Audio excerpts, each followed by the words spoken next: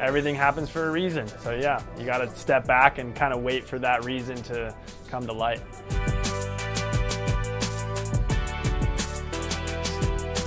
So you are an Olympian. You've been to the Olympics before. Yes. 2022, arguably though, is a bit different type of Olympics. It sure was. Yeah, it was a bit of a unknown, a bit of a joke for some of us, like just not knowing if we were gonna even make it to our event, getting tested every day and our family and friends not being there. I mean, I can't tell you how special the opening ceremony was, like just to feel that. But the rest of it was a lot of like waiting inside, like, oh man. Yeah. Just walking out into the bright lights and this huge stadium, and just, you know, being with my 3 other friends, competitors, and then all the other teams. It really felt like we made it, you know. It's like just the celebration of being at the Olympics was awesome in that moment. Yeah, especially with like all the media that goes around it and all the outfits we get, and people are writing you letters, I haven't heard from in years. They come out of the woodworks. Like, I couldn't tell you how many messages I got. Go for gold. Like, it was wild. You can do it. Yeah. A lot of support. It's awesome. A lot of support. Yeah, and it's crazy the effect it has on anybody you've ever met, and I really appreciate that side of it too. I was a spectator and fan of my friend Josh Christensen when he won in 2014, and I just remember thinking of him as like a superhero, and it's cool to be on the other side of that. Not that people think as highly as I did. I'm sure there's like young athletes that do, but I'm sure there are. It's awesome, man. Being an event in the Alps, I couldn't really imagine a better place. So yeah, my parents already booked flights and stuff. It's looking good. Your life has included something different than most athletes. Yeah. You shattered your skull in like 30 some places. Yep.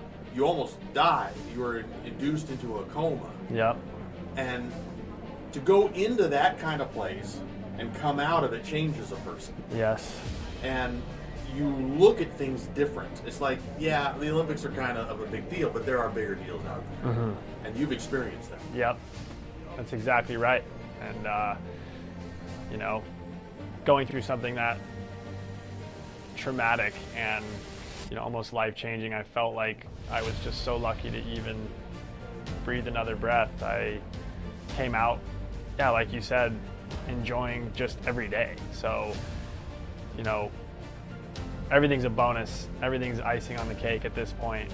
And I just take that mentality into everything, and it takes a lot of pressure off my shoulders because I've already achieved so much in those 9 years, and I'm like forever grateful. I mean, every time I go to bed and hit the pillow, I'm just like in awe of, a higher power or something that has allowed me to experience this. And just because it seems so miraculous, it just seems like,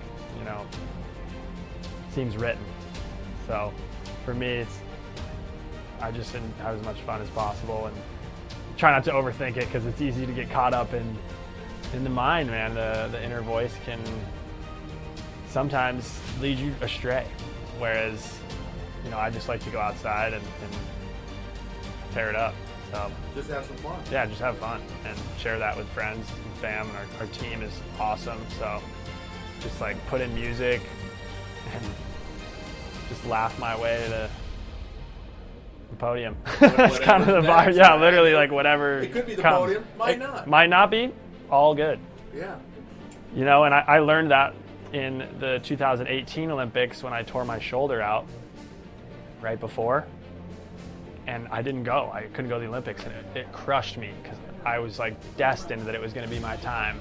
And so I just don't put that much weight on anything because of, if the inverse does happen, I don't want to be totally depressed or anything. So yeah, enjoying the whole process, man. Everything happens for a reason. So yeah, you got to step back and kind of wait for that reason to come to light. What do you have for your home screen on it, I wonder? Alaska, baby. That's a face I skied a couple years ago in Haines. Yeah, it's Southeast Alaska. That's what I do in the meantime when I'm not competing. I go heli-skiing and ride my snowmobile and make movies. Yeah, I just released my latest project called Phantom. It came out on YouTube yesterday. Just check it out. I'm gonna check it out. Yeah, that's what it's all about.